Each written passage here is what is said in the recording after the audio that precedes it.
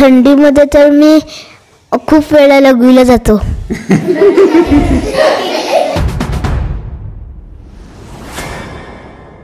तर काय आता उन्हाळा आहे. थंडीमध्ये तर मी खूप वेळा लघवीला जातो.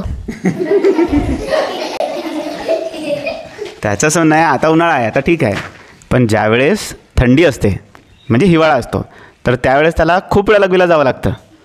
मग असं का? तर बघा, याचं छोटंसं कारण आहे. आपली जी म्हणजे बॉडी आहे, म्हणजे आपलं जे शरीर असतं ना, ते दोन गोष्टी नियमितपणे नियंत्रित करतं. ते म्हणजे आपल्या शरीराचं तापमान. ते किती असतं माहिती आहे तुम्हाला? कोणाला माहिती आहे? ते असतं 37 डिग्री सेल्सिअस, म्हणजे 37 डिग्री सेल्सिअस एवढं आपलं शरीर जे आहे ते तापमान मेंटेन करतं, म्हणजे त्याला बॅलन्स ठेवतं. त्याला जास्त होऊ देत नाही किंवा कमी होऊ देत नाही. मग तसंच आपल्या शरीरामध्ये पाण्याचं पण प्रमाण ठरलेलं असतं. आपल्या बॉडीमध्ये पूर्ण जी आपली बॉडी आहे ही 70% पाण्याने बनलेली आहे. किती? 70% आपल्या शरीरामध्ये पाणीच आहे. मग या पाण्याचं प्रमाणसुद्धा काय करावं लागतं? बॅलन्स करावं लागतं, मेंटेन ठेवावं लागतं.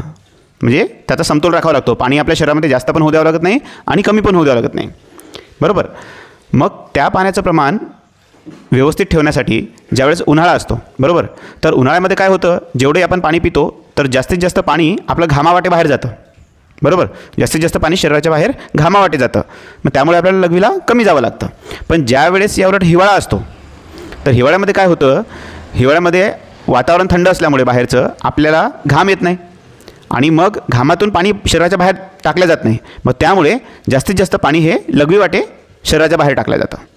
म्हणून मग आपल्याला उन्हाळ्यापेक्षा हिवाळ्यामध्ये जास्त वेळा जावं लागतं लघवीला. कळलं तुला? काय ते हिवाळ्यामध्ये जास्त लघवी? या कारणामुळे.